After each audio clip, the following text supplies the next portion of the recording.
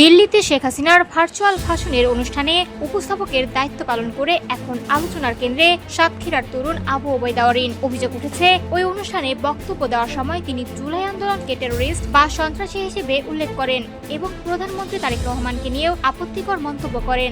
আর এই বক্তব্যের জেরেই বিষয়টি গড়িয়েছে সাতক্ষীরার জেলা আইনশৃঙ্খলা সভা পর্যন্ত। গত রোববার জেলা প্রশাসক মিস কাউসার আজিজের সভাপতিত্বে অনুষ্ঠিত আইনশৃঙ্খলা সভায় অরিনের বিষয়টি তুলে ধরেন সাতক্ষীরা প্রেস ক্লাবের সাধারণ সম্পাদক আব্দুল বারী।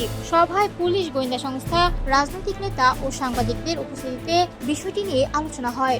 সাতক্ষীরার পুলিশ সুপার আবু সালে মোহাম্মদ আশরাফুল ইসলাম জানান, অরিনের বিষয়টি পুলিশের নজরে রয়েছে। এ বিষয়ে তথ্য উপাত্ত সংগ্রহ করা হচ্ছে এবং প্রয়োজনীয় ব্যবস্থা নেওয়া হবে। প্রতিবেদন অনুযায়ী তিনি সাতক্ষীরা শহরের মুনাজিদপুর এলাকার বাসিন্দা এবং প্রেস ব্যবসায়ী আবু শোয়েব এবেলের ছেলে।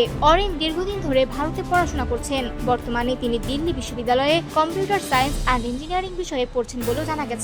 অরিনের রাজনৈতিক সম্পৃক্ততা নিয়ে নানা আলোচনা তৈরি হলেও তার বাবা আবু শোয়েব এবেল দাবি করেছেন, ছেলে আওয়ামী লীগের রাজনীতিতে এতটা জড়িয়ে পড়েছে এটা তিনি জানতেন না। একইভাবে বিএনপি নেতা অ্যাডভোকেট সৈয়দ ইফতেখার আলী জানিয়েছেন, অরিন তার আত্মীয় হলেও তার সঙ্গে কোনো রাজনৈতিক সম্পৃক্ততা নেই। প্রসঙ্গত, গত 5 আগস্ট দিল্লিতে এফসিসি আয়োজিত এক অনুষ্ঠানে ভার্চুয়ালি বক্তব্য দেন শেখ হাসিনা। সেই অনুষ্ঠানের উপস্থাপক ছিলেন অরিন। অনুষ্ঠানে অরিন দাবি করেন, 2026 সালের ডিসেম্বরের মধ্যেই আওয়ামী লীগের শীর্ষ নেতৃত্ব বাংলাদেশে ফেরার পরিকল্পনা করছে। পাশাপাশি তিনি বাংলাদেশের সমসাময়িক রাজনৈতিক পরিস্থিতি নিয়ে বক্তব্য দেন এবং জুলাই আন্দোলনকে টেরোরিস্ট হিসেবে আখ্যা দেন।